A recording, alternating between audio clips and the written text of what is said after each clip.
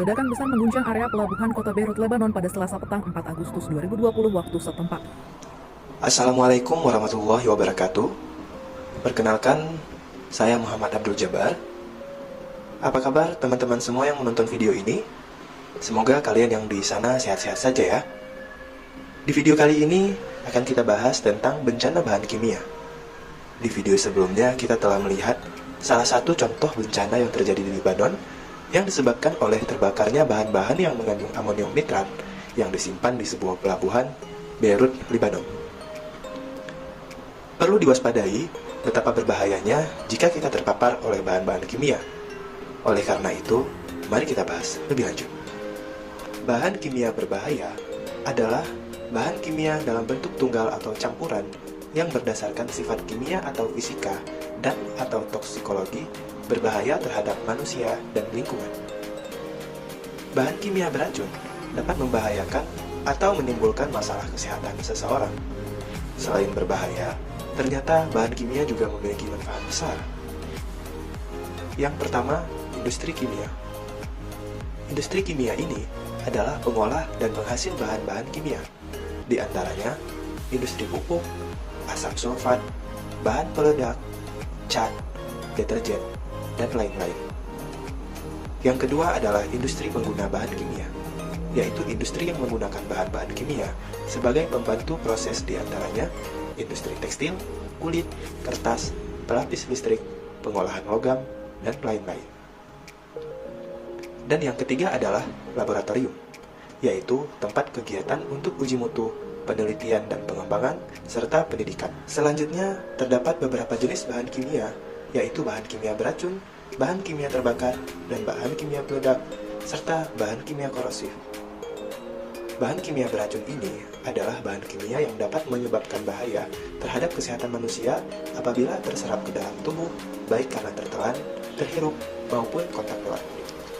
Kedua, bahan kimia korosif, yaitu bahan kimia yang karena reaksi kimia dapat menyebabkan kerusakan apabila kontak dengan jaringan tubuh atau bahan lain.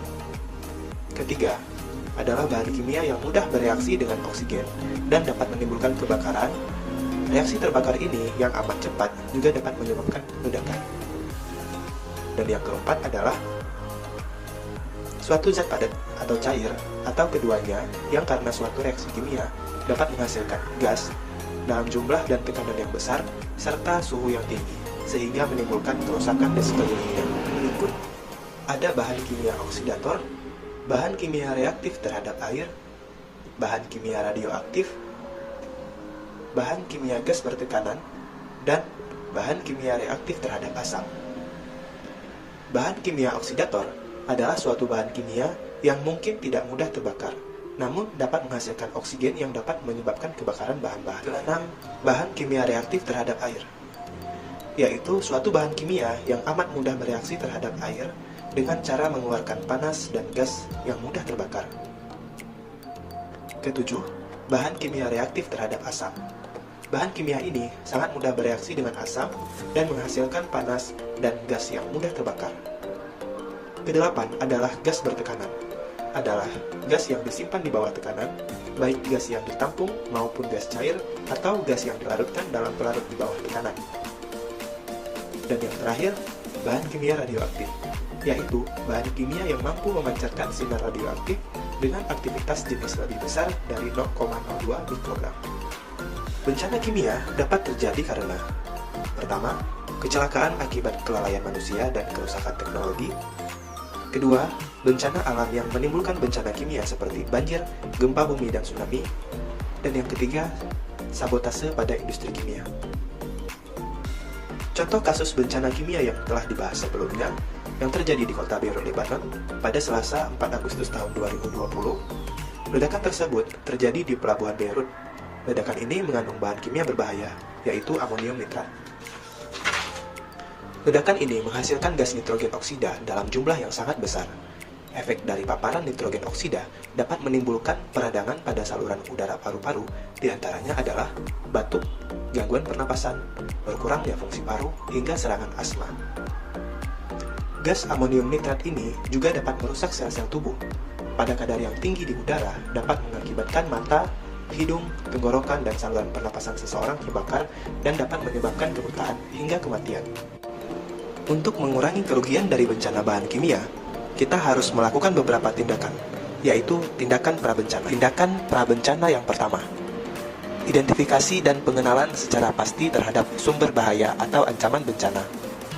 Kedua, kontrol dan pengelolaan sumber daya alam yang secara berpotensi menjadi sumber bahaya bencana.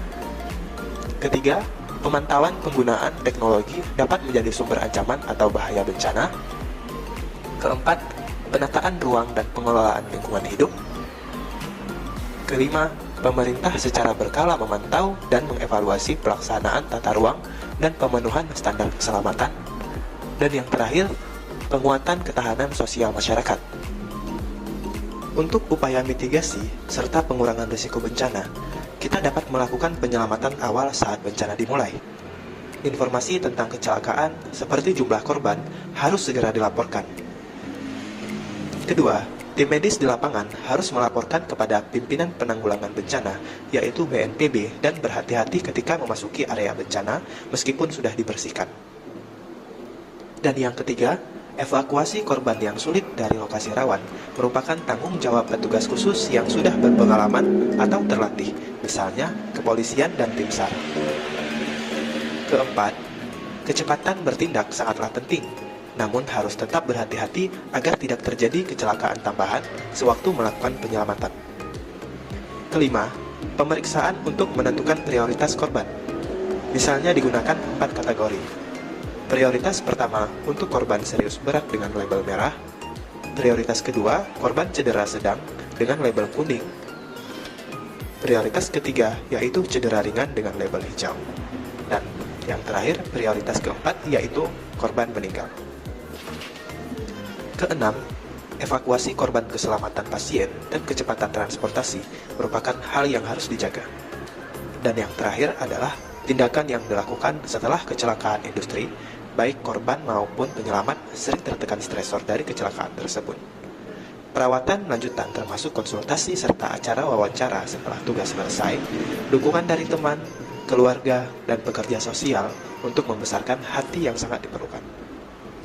Dalam pasca bencana, kita akan melakukan tindakan fokus kepada penilaian, seperti jumlah korban kecelakaan yang membutuhkan perawatan untuk luka ataupun luka bakar, sumber daya dan jenis kontaminasi, keadaan pelepasan, macam penyebaran, dan risiko kesehatan masyarakat.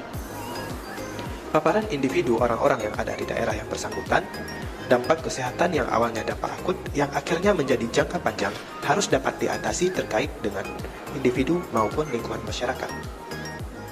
Demikian penjelasan singkat terkait dengan bencana bahan kimia. Terima kasih. Assalamualaikum warahmatullahi wabarakatuh.